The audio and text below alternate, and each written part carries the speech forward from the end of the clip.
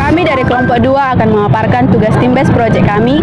Tema yang kami angkat adalah dinamika historis dan urgensi wawasan Nusantara sebagai konsepsi dan pandangan kolektif kebangsaan Indonesia dalam konteks pergaulan dunia. Dengan judul Jagalah Dirimu Bahkan Saat Menjadi TKI.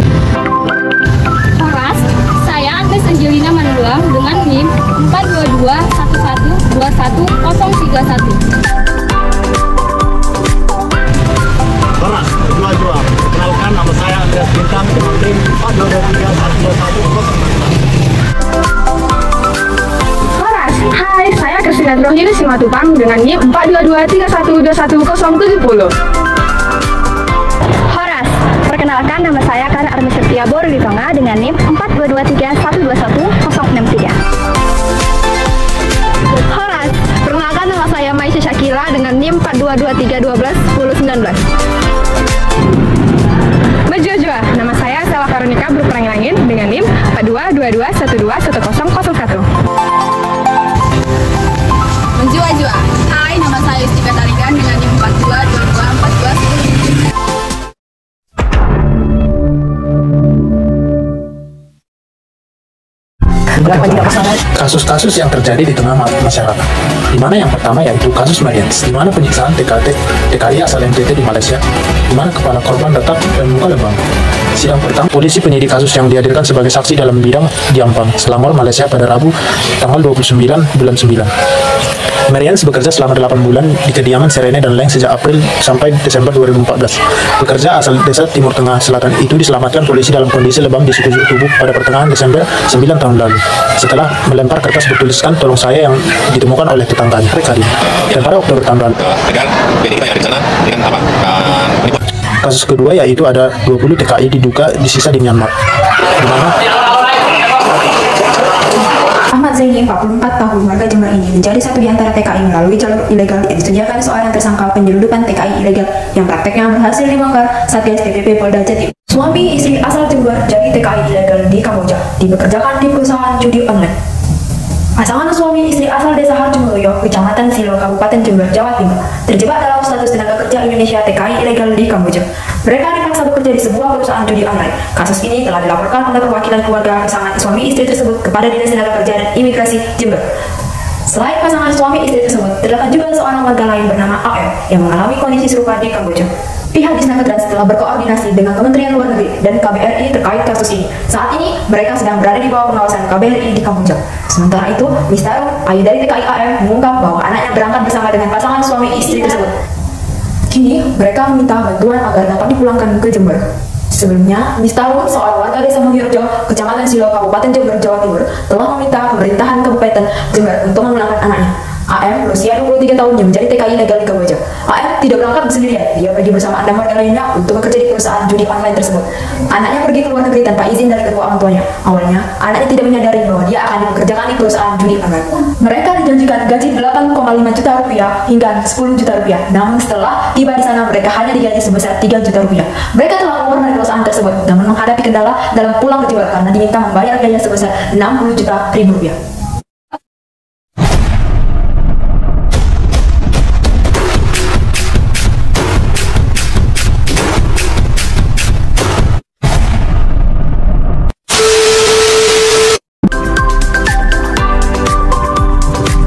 Wawasan Nusantara sebagai hak asasi manusia.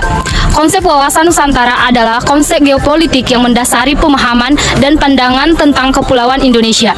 Ini merupakan pandangan yang mencakup aspek geografi, sosial, budaya, ekonomi, politik, dan pertahanan nasional. Wawasan Nusantara menekankan bahwa Indonesia adalah kepulauan yang unik dengan banyak pulau, suku, budaya, dan bahasa yang beragam. Konsep ini mendorong pemahaman bahwa semua elemen ini harus dijaga dan diintegrasikan dalam satu kesatuan nasional yang kokoh. Wawasan Nusantara memiliki urgensi sebagai dasar hak asasi manusia dalam konteks tenaga kerja Indonesia dengan berbagai alasan sebagai berikut. Yang pertama, wawasan Nusantara menekankan pentingnya menjaga dan melindungi warga negara Indonesia termasuk para TKI dimanapun mereka berada. Ia mencakup melindungi hak-hak asasi manusia, hak-hak asasi manusia mereka saat bekerja di luar negeri. Yang kedua, konsep wawasan Nusantara menekankan pengakuan terhadap keragaman sosial, budaya, dan agama. Hal ini sejalan dengan prinsip-prinsip HAM yang mendorong penghargaan terhadap martabat manusia tanpa diskriminasi berdasarkan ras, agama, suku, atau kebangsaan. Yang ketiga, banyak TKI bekerja di luar negeri dan seringkali mereka berhadapan dengan berbagai tantangan termasuk pelanggaran HAM. Wawasan Nusantara memberikan dasar bagi pemerintah Indonesia untuk melindungi dan memperjuangkan hak-hak TKI di luar negeri. Yang keempat, konsep wawasan Nusantara mendorong kerjasama dan hubungan yang baik antara Indonesia dan negara-negara lain. Ini mendukung perlindungan dan pemajuan HAM TKI di negara-negara tujuan. Yang kelima, wawasan Nusantara juga menekankan kedaulatan nasional, termasuk dalam hal perlindungan warga negara Indonesia yang bekerja di luar negeri. Hal ini penting untuk memastikan bahwa hak-hak warga negara Indonesia tetap dihormati, bahkan ketika mereka berada di negara lain. Tenaga kerja Indonesia. Tenaga kerja adalah istilah yang digunakan untuk menggambarkan kumpulan buruh dalam penggajian. Secara umum, tenaga kerja merupakan golongan penduduk yang dapat bekerja dan mampu untuk melakukan pekerjaannya. Nah, tenaga kerja ini terbagi menjadi dua jenis. Yang pertama yaitu tenaga kerja rohaniah, yaitu non-fisik, dan tenaga kerja jasmaniah, yaitu fisik. Tenaga kerja jasmaniah melakukan aktivitas pekerjaannya dengan menggunakan tenaga fisik atau jasmani, seperti tukang bangunan, tukang becak, kurir, sopir angkot umum, sopir ojek online, dan lain sebagainya. Sedangkan tenaga kerja rohaniah melakukan aktivitas kerja dengan lebih banyak menggunakan proses pemikiran, gagasan, dan ide seperti manajer, konseptor, sekretaris, direktur, dan konsultan. Dalam suatu negara, tenaga kerja dapat dibedakan menjadi beberapa klarifikasi seperti tenaga kerja eksekutif, tenaga kerja terampil, dan tenaga kerja terlatih. Tenaga kerja eksekutif mempunyai tugas dalam mengambil berbagai jenis keputusan dan melaksanakan fungsi organik manajer yang meliputi perencanaan, pengorganisasian, pengarahan, dan pengawasan. Tenaga kerja terampil adalah tenaga kerja yang memiliki keahlian dalam bidang tertentu dengan melalui pengalaman kerja. Tenaga kerja merupakan salah satu faktor produksi utama dalam ekonomi. Hal ini berperan penting dalam menciptakan barang dan jasa, memajukan pertumbuhan ekonomi, dan dapat mempengaruhi tingkat pengangguran serta tingkat upah dalam suatu wilayah atau negara. Faktor-faktor seperti kualitas tenaga kerja, tingkat pendidikan, keterampilan, dan produktivitas individu dalam tenaga kerja dapat berdampak signifikan pada kemakmuran ekonomi suatu negara. Mengapa sih seseorang mau menjadi TKI? TKI adalah singkatan dari Tenaga Kerja Indonesia. Istilah ini merujuk kepada warga negara Indonesia yang bekerja di luar negeri, terutama sebagai pekerja migran. TKI biasanya mencari pekerjaan di negara-negara lain untuk mencari penghasilan yang lebih baik daripada yang tersedia di Indonesia. Mereka dapat bekerja di berbagai sektor seperti konstruksi, pertanian, perhotelan, perawatan, kesehatan, dan sektor lainnya sesuai dengan keahlian dan kualifikasi mereka.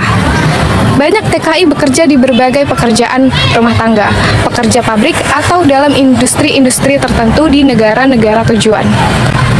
Mengingat pentingnya TKI dalam kontribusi ekonomi bagi Indonesia dan dampak sosial serta ekonomi bagi negara-negara tujuan, pemerintah Indonesia dan pemerintah negara-negara tujuan biasanya memiliki peraturan dan kebijakan yang mengatur perburuhan dan perlindungan hak-hak TKI. Upaya juga dilakukan untuk melindungi TKI dari eksploitasi, penindasan, dan ketidakadilan dalam lingkungan kerja mereka.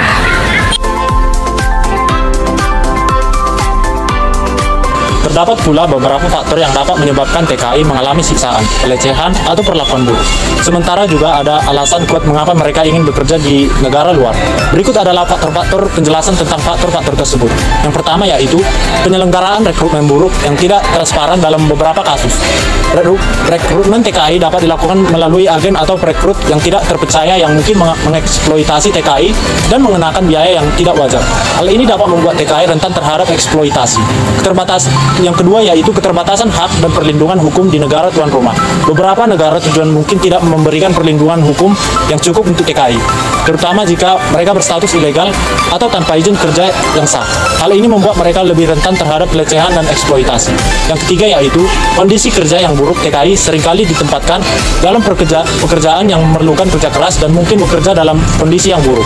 Ini dapat berdampak negatif pada kesehatan fisik dan mental mereka. Yang keempat yaitu keterbatasan komunikasi. TKI mungkin memiliki keterbatasan dalam berkomunikasi dengan keluarga dan teman-teman di Indonesia, membuat mereka sulit meminta bantuan atau melaporkan pelecehan. Keterbatasan pengetahuan dan keterampilan hukum. Terkadang juga TKI mungkin tidak memiliki pengetahuan atau keterampilan hukum yang cukup untuk melindungi anak-anak hak-hak mereka atau melaporkan penganiayaan dengan benar. Yang keenam yaitu diskriminasi dan rasisme. Beberapa TKI mungkin menghadapi diskriminasi dan rasisme di negara tempat mereka bekerja. Prasangka rasial atau etnis dapat memicu perlakuan diskriminatif dan pelecehan. Yang ketujuh yaitu kurangnya pengawasan. Dalam beberapa kasus, pemerintah atau lemahnya regulasi dapat memungkinkan majikan untuk melanggar hak-hak TKI tanpa sanksi yang signifikan. Ketergantungan ekonomi. Beberapa TKI mungkin menjadi sangat tergantung pada pekerjaan mereka di luar negeri untuk pengiriman uang kembali ke keluarga di Indonesia. Ketergantungan ini dapat membuat mereka merasa terjebak dalam situasi dan pelecehan. Yang nomor 9, eksploitasi oleh majikan. Salah satu penyebab utama adalah eksploitasi oleh majikan. Majikan yang tidak etnis mungkin memaksa TKI bekerja dalam kondisi yang buruk dengan jam kerja yang sangat panjang dan seringkali tidak membayar gaji yang wajar. Nomor 10, keterbatasan akses ke layanan kesehatan dan sosial. TKI yang bekerja di luar negeri mungkin memiliki keterbatasan akses ke layanan kesehatan dan sosial. Ini berarti jika mereka mengalami kekerasan atau penganiayaan, mereka mungkin kesulitan mendapatkan bantuan medis atau bantuan psikologis. Dalam kasus yang kami dapatkan, tentu melanggar beberapa hukum di Indonesia. Yang pertama, hukum pasal mengenai TKI. Undang-Undang Nomor 39 Tahun 2004 tentang penempatan dan perlindungan TKI. Undang-undang ini menegaskan hak-hak TKI termasuk hak atas perlakuan yang manusiawi, keadilan, keselamatan, dan keamanan. Pelanggaran terhadap hak-hak ini dapat melanggar ketentuan undang-undang ini. Yang kedua, peraturan pemerintah Nomor 20 Tahun 2015 tentang perlindungan pekerja migran Indonesia di luar negeri. Peraturan ini memberikan perlindungan TKI di luar negeri termasuk hak-hak dasar, kondisi kerja yang manusiawi, upah yang adil, dan perlindungan terhadap eksploitasi dan diskriminasi. Pelanggaran terhadap peraturan ini dapat dianggap melanggar hukum dan hak asasi manusia. Hukum pasal mengenai penganiayaan TKI. Pasal 170 KUHP, pasal ini melanggar mengenai penganiayaan dalam KUHP Indonesia jika TKI mengalami penganiayaan di luar negeri. Pelaku penganiayaan tersebut dapat dikenai sanksi pada sesuai ketentuan hukum yang berlaku. Keempat, hukum pasal mengenai HAM. Undang-Undang Dasar Negara Republik Indonesia tahun 1945. Undang-Undang Dasar ini mengatur prinsip-prinsip dasar yang memiliki HAM semua warga negara Indonesia, termasuk TKI.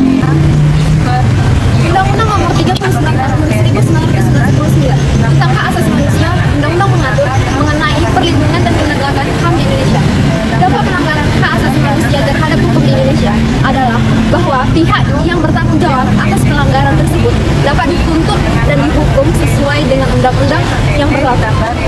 Pemerintah Indonesia memiliki tanggung jawab untuk melindungi dan dampak pelanggaran hak asasi manusia terhadap hukum di Indonesia adalah bahwa pihak-pihak yang bertanggung jawab atas pelanggaran tersebut dapat dituntut dan dihukum sesuai dengan undang-undang yang berlaku. Pemerintah Indonesia memiliki tanggung jawab untuk melindungi dan memperjuangkan hak TKI yang telah dilanggar di luar negeri, termasuk melalui jalur hukum. Pelanggaran terhadap hukum-hukum ini dapat terjadi ketika TKI di luar negeri menghadapi penyiksaan atau perlakuan tidak manusiawi seperti pekerjaan paksa, pekerjaan anak di bawah umur, penganiayaan fisik atau psikologis, dan kondisi kerja yang tidak manusiawi. Pelanggaran tersebut melanggar hak asasi manusia TKI dan dapat dikecam dalam hukum internasional dan hukum Indonesia. Oke, baik. Selanjutnya yaitu kaitannya dengan materi pergaulan dunia. Kasus-kasus pelanggaran hak asasi manusia terhadap TKI yang diberitakan atau menjadi perhatian publik dapat mempengaruhi hubungan diplomatik antara negara-negara terkait. Negara-negara dapat saling mempertanyakan perlindungan yang diberikan kepada warganya di luar negeri dan meminta tindakan yang tepat untuk mengatasi pelanggaran tersebut. Hal ini dapat mempengaruhi hubungan bilateral, citra negara, dan kerjasama internasional dalam konteks ketenagakerjaan dan perlindungan hak asasi manusia. Penting untuk diingat bahwa perlindungan hak asasi manusia adalah tanggung jawab bersama negara-negara di dunia, dan dan upaya kolaboratif serta penegakan hukum yang kuat diperlukan untuk mencegah pemberantasan pelanggaran hak asasi manusia terhadap TKI di luar negeri. Berikut adalah beberapa pelanggaran HAM yang dilanggar oleh kasus-kasus yang kami sebutkan sebelumnya. Yang pertama, penyiksaan TKI asal NTT di Malaysia, yang mana melanggar hak untuk hidup, hak untuk tidak disiksa, hak untuk mendapatkan perlindungan hukum, dan hak untuk bebas dari perdagangan orang-orang. Yang kedua, 20 TKI diduga disiksa di Myanmar. Ini melanggar pada HAM yaitu hak asasi untuk hidup, hak untuk tidak disiksa, hak untuk mendapatkan perlindungan hukum, dan hak untuk bebas dari eksploitasi. Nah, yang ketiga yaitu hak asas di mana melanggar hak untuk hidup, hak untuk tidak disiksa, dan hak untuk bebas dari perbudakan. Nah, kasus yang keempat yaitu melanggar pada hak untuk hidup, hak untuk mendapatkan perlindungan hukum, hak untuk bebas dari perbudakan, dan hak untuk bebas dari perdagangan orang-orang. Dari beberapa komentar netizen seperti yang ini, dan ini juga, kita dapat menarik kesimpulan bahwa dampak dari kasus kekerasan terhadap TKI dapat berdampak kepada masyarakat Indonesia dan juga masyarakat luar negeri. Berikut dampak yang terjadi dari kasus kekerasan terhadap TKW. Yang pertama yaitu kasus ini dapat menimbulkan rasa kekhawatiran terhadap sesama TKW atau TKI yang bekerja di negara asing. Yang kedua yaitu kasus ini dapat menimbulkan rasa takut terhadap calon TKW atau TKI yang ingin merantau ke luar negeri dengan alasan takut akan menerima kekerasan tersebut. Yang ketiga, TKW yang mengalami kekerasan dapat mengalami trauma fisik dan psikologis yang dapat berdampak pada kesehatan mental dan fisik mereka. Mereka juga seringkali mengalami stigma di masyarakat. Yang keempat yaitu kasus seperti ini dapat melahirkan pandangan buruk yang menumbuhkan rasa benci antara masyarakat terhadap negara lain. Yang kelima yaitu kasus ini dapat mendorong golongan-golongan tertentu saling berkonflik satu sama lain. Kasus ini juga berdampak kepada negara yang menerima TKI untuk memperbaiki diri atau aturan untuk ditetapkan agar kejadian atau kasus tersebut tidak terjadi lagi.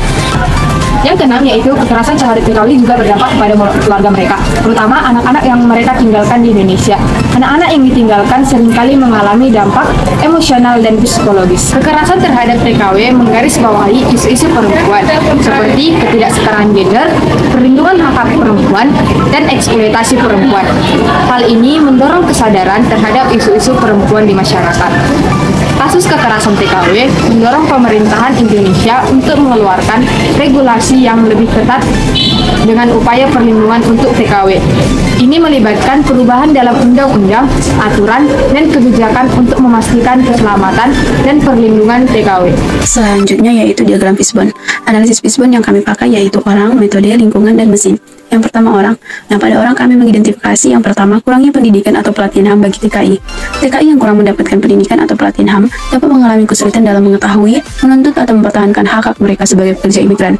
Dalam kasus penyiksaan TKI yang mana korban mengaku tidak mengetahui hak-haknya sebagai TKI dan tidak berani melapor kepada pihak berwenang karena takut akan balas dendam, di mana juga para TKI tidak mendapatkan bantuan hukum atau konselor dari pemerintah Indonesia karena tidak memiliki dokumen resmi sebagai TKI. Yang kedua, adanya diskriminasi dan rasisme terhadap TKI oleh majikan atau masyarakat setempat. Faktor ini berkaitan dengan sikap, perilaku, atau perlakuan yang tidak adil, tidak hormat, atau tidak menghargai TKI oleh majikan atau masyarakat setempat berdasarkan perbedaan etnis, agama, budaya, atau status sosial. Dalam kasus suami istri asal Jember, di mana kedua korban diperlakukan sebagai budak oleh majikan mereka yang berasal dari etnis Khmer dan tidak menghormati hak-hak korban sebagai pekerja imigran. Yang ketiga, adanya kekerasan oleh agen, majikan, atau sindikat terkait, di mana ini berkaitan dengan tindakan, ucapan, atau ancaman yang berupa fisik, psikologis, seksual, atau ekonomi yang ditujukan kepada TKI oleh agen atau majikan. Nah, di mana dalam kasus penyiksaan TKI asal NTT, di mana korban disiksa oleh majikannya dengan cara dipukul, dicubit, digigit, dan ditusuk dengan jarum. Korban juga tidak diberi makan, tidak dibayar gaji, dan tidak diperbolehkan keluar rumah.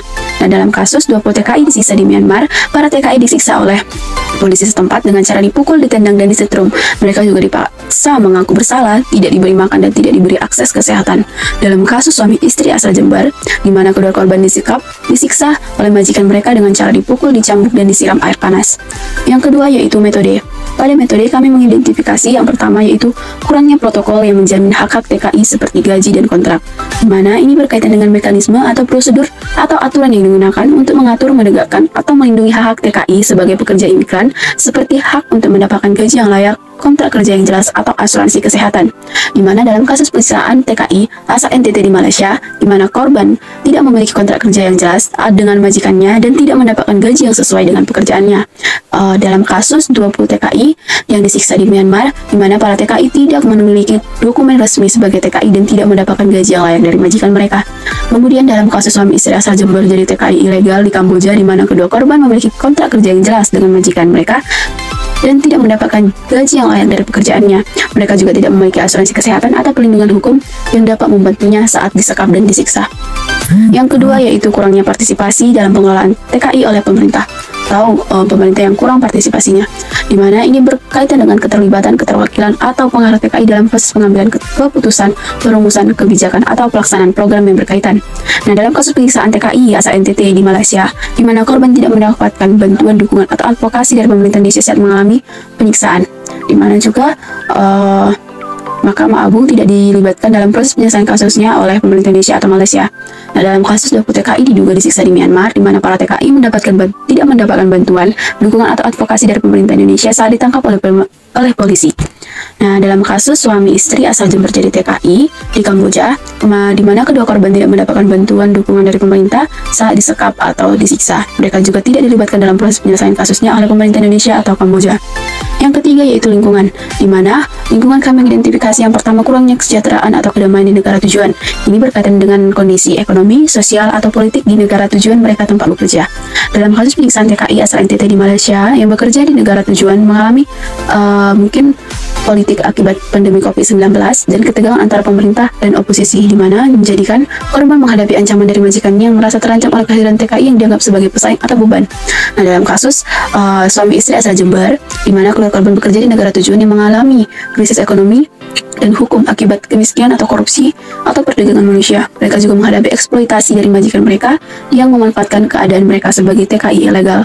Yang kedua yaitu kurangnya toleransi atau harmoni di negara tujuan atau negara asal, di mana dalam kasus TKI yang bekerja TKI asal NTT di Malaysia, di mana korban berasal dari negara yang toleran dan harmonis terhadap perbedaan etnis dan agama, namun menghadapi diskriminasi atau penindasan dari majikannya yang berasal dari negara tujuan yang kurang toleran dan harmonis terhadap perbedaan etnis, agama, atau budaya. Nah, juga dalam kasus 20 TKI diduga disiksa di Myanmar, di mana para TKI dari negara asal itu toleran dan harmonis, tapi mereka menghadapi diskriminasi atau penindasan dari polisi yang berasal dari negara tujuan yang kurang toleran atau harmonis terhadap perbedaan politik, ideologi, dan kepentingan. Nah, yang keempat yaitu mesin, di mana kami mengidentifikasi yang pertama yaitu kurangnya akses internet dan teknologi yang mendukung TKI, di mana kita mengetahui bahwa TKI yang mengalami aniaya atau penyiksaan sudah berumur lanjut, di mana mereka masih kesulitan dalam mengakses internet atau mengalami gagap teknologi saat menggunakan internet dan teknologi yang sekarang sudah maju. Seperti dalam kasus penyiksaan TKI asal NTT di Malaysia, di mana korban tidak memiliki keamanan yang diperolehnya di tempat tinggal dan juga di tempat kerja, di mana justru di tempat tinggal dan tempat kerja dia mengalami kekerasan dan penyiksaan serta menyebabkan korban mengalami luka atau trauma. Nah, dalam kasus 20 TKI diduga disiksa di Myanmar, para TKI tidak memiliki keamanan yang diperoleh dari majikannya, di mana justru mereka mengalami yang namanya disiksa, disetrum, dan sebagainya. Dan juga pada kasus suami istri asal Jember jadi TKI ilegal di Kamboja, di mana kedua korban tidak memiliki keamanan yang diperoleh dari majikannya, di mana mereka juga mengalami luka, trauma, atau stres akibat penyiksaan yang dilakukan oleh majikannya di rumah sekaligus di tempat kerja mereka sendiri. Tantangan yang dihadapi oleh tenaga kerja Indonesia yang bekerja di luar negeri memerlukan solusi yang beragam, baik dari pemerintahan, lembaga, maupun individu. Terdapat beberapa solusi yang dapat diambil untuk mengatasi tantangan tersebut.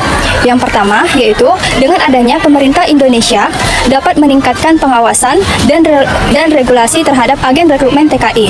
Mereka juga dapat memastikan transparansi dalam proses rekrutmen dan mengenakan sanksi kepada agen yang melanggar peraturan.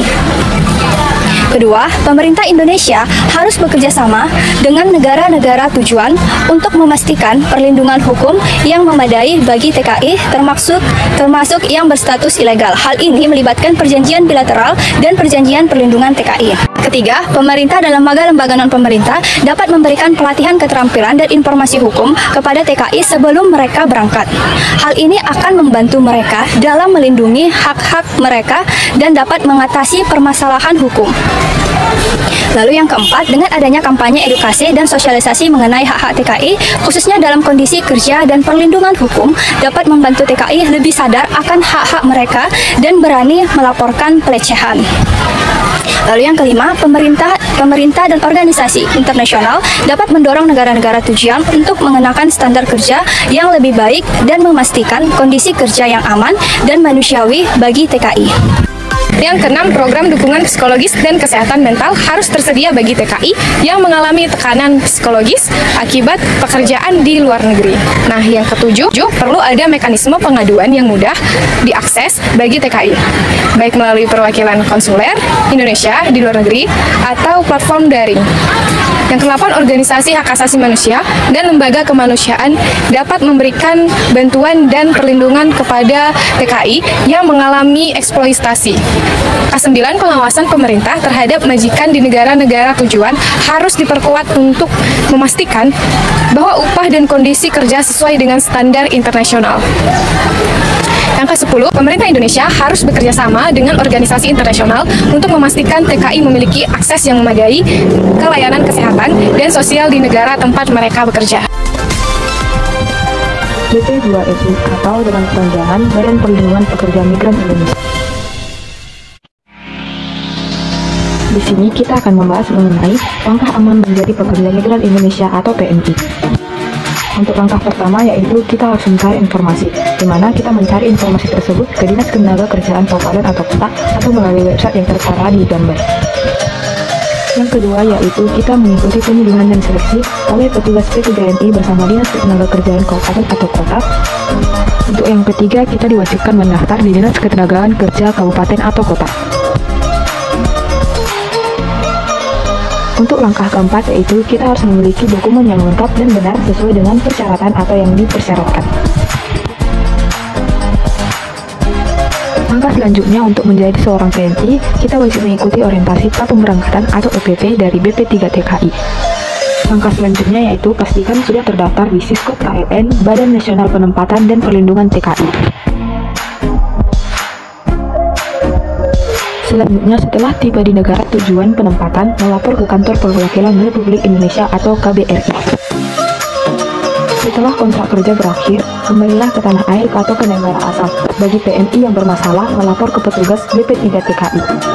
Untuk langkah terakhir, PMI Purna bisa mengikuti program pemberdayaan PMI Purna dan keluarga. Saudara-saudara, kita semua tahu bahwa TKI adalah devisa negara kita. Mereka berjuang dan bekerja keras di negeri orang demi kesejahteraan keluarga dan bangsa. Namun, tidak jarang mereka mengalami penganiayaan, diskriminasi, dan pelanggaran hak asasi manusia.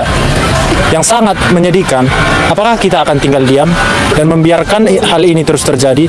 Tentu tidak.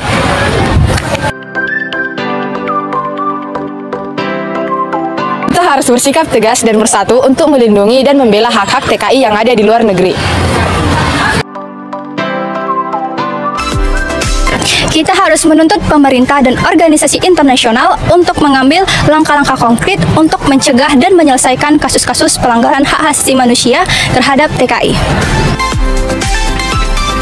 Kita harus memberikan dukungan kepada TKI yang menjadi korban atau saksi penganiayaan. Kita harus memberikan edukasi dan memberikan kesadaran diri terhadap TKI agar mereka lebih sadar dan berani untuk menuntut hak-hak mereka. Saudara-saudara, mari kita bersama-sama menghargai dan menghormati jasa-jasa TKI yang telah berkontribusi besar bagi kemajuan dan kemandirian bangsa. Mari kita bersama-sama menjunjung tinggi nilai-nilai HAM yang universal dan tidak membeda-bedakan ras, agama, atau golongan. Kita bersama-sama menunjukkan bahwa kita adalah bangsa yang beradab dan berperi kemanusiaan. Demikianlah pemaparan dari kelompok kami, semoga bermanfaat bagi kita semua. See you!